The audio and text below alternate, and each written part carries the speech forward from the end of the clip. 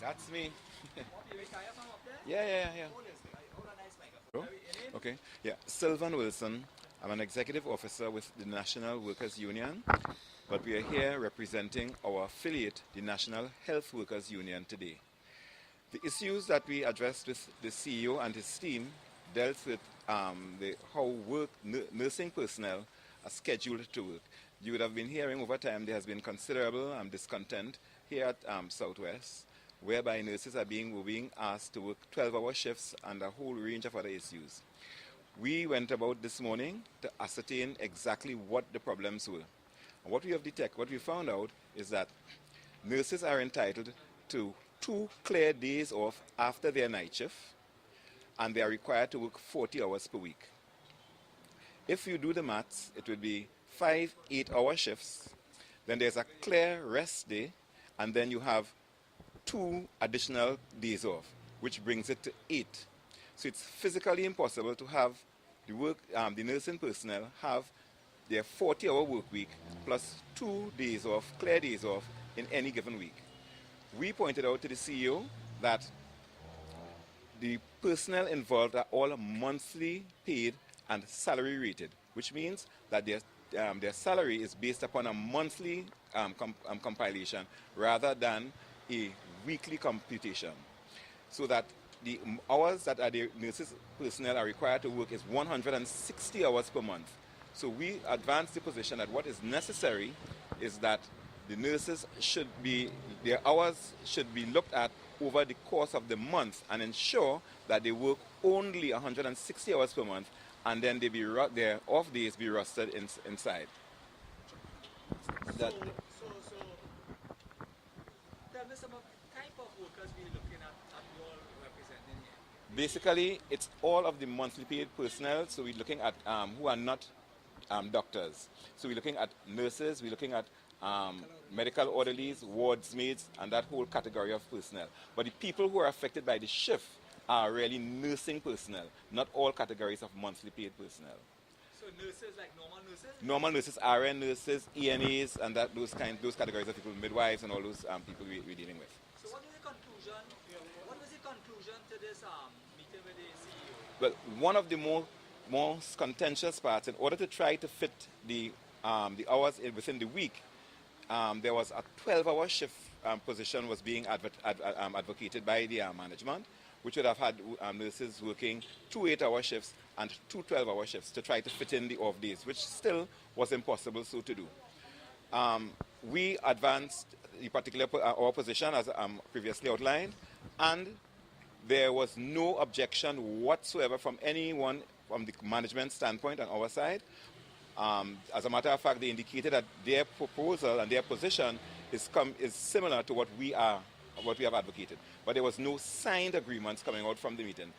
The CEO indicated that he needed to consult with the other unions that are on site, which would be the TTRNA and the PSA. And on the basis of that, some position would be advanced coming out from the CEO.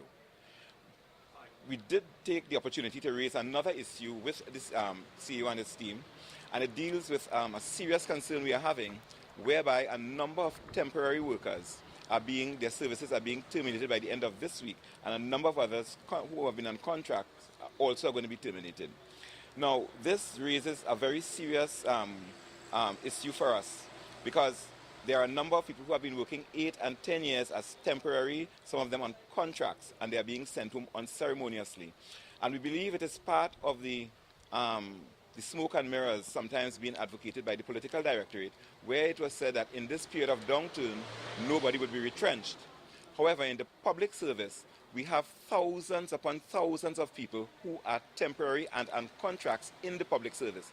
And our fear is that a number of these contracts will be terminated. So a number of people who have put in as much as 10 and 12 years in the public service will have their services terminated. So we intend to take a very strong position in relation in defense of those people who have served certainly Southwest very well, and the public service, generally speaking. So those are the 2 main issues we would have discussed with the CEO. How things went? What you are planning to do? Was it satisfactory? The meeting was satisfactory? The meeting was a cordial meeting.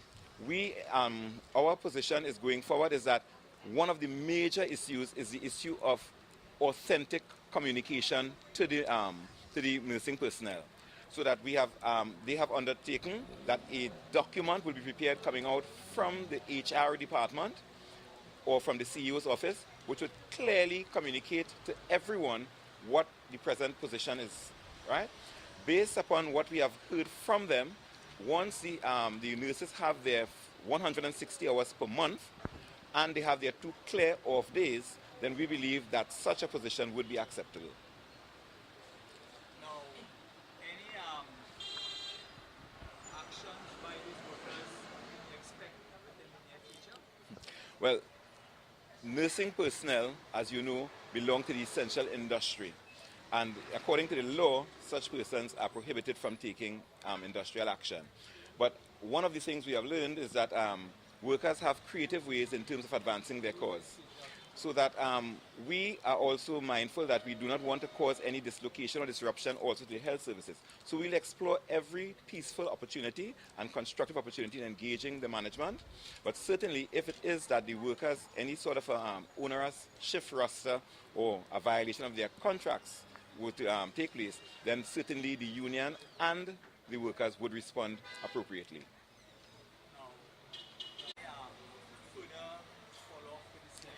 Yes, we're not meeting with the CEO. Very early in the month of March, we'll be meeting with the HR department, where a number of the issues which have been affecting workers at the hospital here would be addressed.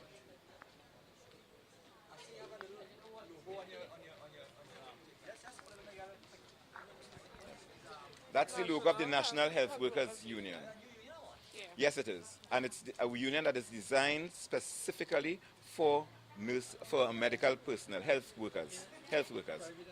Yeah, private and public health workers are to be incorporated in this. Just as you would have the tutor, which is representing teachers and police and so, we are now creating a union designed specifically for healthcare workers. It's just over a year old. Just over a year. Well, we are growing. We have just a couple hundred people inside with us. We are organizing throughout Trinidad and Tobago. We have now started. We started actually in terms of recruitment late last year. So we are making considerable progress here and in other RHAs.